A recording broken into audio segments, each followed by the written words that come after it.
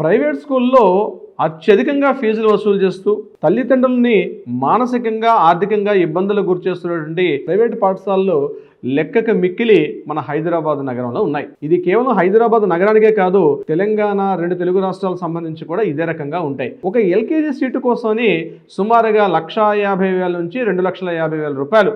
ఇంకా నేను చెప్పాలంటే nursery, LKG, UKG, pre UKG వరకు నేను చెప్తున్నాను, ప్రీ కేజీ వరకు వసూలు చేస్తున్న ఫీజుల యొక్క వివరాలు ఇవి. ముఖ్యంగా అడ్మిషన్ ఫీజు అంటూ ఇయర్లీ యాన్యువల్ ఫీజు అని చెప్తూ సుమారుగా ఒక 3 లక్షల రూపాయల వరకు కూడా వసూలు చేసినటువంటి బడా సంస్థలు ఉన్నాయి మన హైదరాబాద్లోనే. సుమారుగా 1,886 స్కూళ్ళు అధికారిక లెక్కల ప్రకారం ఉంటే సుమారుగా 8 నుంచి 8.5 లక్షల వరకు విద్యార్థులు చదువుకుంటున్నారు ఆయా స్కూళ్ళకు సంబంధించి. కానీ ప్రైవేట్ స్కూళ్ళ యాజమాన్య దోపిడీ ఏ రేంజ్లో ఉందంటే, అత్యంత మంచి ఇన్కమ్ వచ్చినటువంటి ఆదాయ మార్గం ఏదైనా ఉందంటే స్కూల్ యొక్క నిర్వహణ. కానీ వీటిని చెక్ పెడుతూ కూడా రీసెంట్గా రాష్ట్ర ప్రభుత్వం తీసుకునే కొన్ని నిర్ణయాల్ని తల్లిదండ్రులు ఎక్కడో మినుకుమనే కొన్ని ఆశల్ని మాత్రం కలిగిస్తున్నాయి. ఆకునూరి మురళి గారి సారథ్యంలో రీసెంట్గా ఒక విద్యా కమిషన్కు ఒక నివేదిక సమర్పించారు. ఆ నివేదికలో కొన్ని సంచలనాత్మకమైనటువంటి నిర్ణయాలు కూడా తీసుకునే విధంగా సూచించారు అందులో. అయితే ఈ నిర్ణయాలు నిజంగా తీసుకొని రాబోయే అసెంబ్లీ సమావేశాల్లో ఈ బిల్లుని కానీ ప్రవేశపెడితే వచ్చే విద్యా సంవత్సరంలో కానీ అమల్లోకి వస్తే నిజంగానే తల్లిదండ్రుల మీద నుంచి అత్యంత పెద్ద గుద్దిబండ తప్పే అవకాశం కూడా ఉంటుంది. వేలల్లో ఫీజులు పోయి లక్షల్లో ఫీజులు వచ్చేసాయి. ముఖ్యంగా సిబిఎస్ఈ కానీ, ఎన్సీఆర్టీ సిలబస్, స్టేట్ సిలబస్ కానీ, సెంట్రల్ సిలబస్ విషయంలో ముఖ్యంగా స్కూల్ వసూలు చేస్తున్న ఫీజులు ఏవైతే ఉన్నాయో అది మామూలుగా ఉండదు.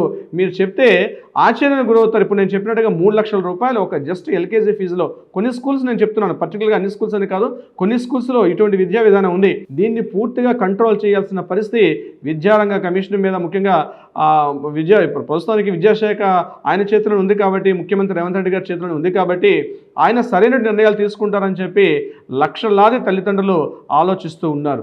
ఏదేమైనప్పటికీ కూడా ఈ దోపిడీని అరికట్టాల్సిన పరిస్థితి ఉంది. ఈ దోపిడీని ఇప్పటికైనా కంట్రోల్ చేయాలి. కేవలం మా పిల్లడు ఏదో డాక్టర్ అయిపోతాడు, ఇంజనీర్ అయిపోతాడు, ఐఐటీలో సీట్ వచ్చేస్తుందని చెప్పి ఎల్కేజీ నుంచి కూడా ఐఐటీ సీటు కోసం చెప్పి ప్రాకులాడే విద్యా సంస్థలు కొన్ని ఉన్నాయి. మేము ఐఐటీ ఇప్పటి నుంచి అంటే పిల్లల్ని అనేక రకాల మనం జోకులు కూడా చూసుకోండి. పిల్లడు ఇంకా కాస్త ఎడ్యుకేషన్ ఎల్కేజీలోనే స్టార్ట్ అయిపోతాడికి, నర్సరీ నుంచి స్టార్ట్ అయిపోతుంది.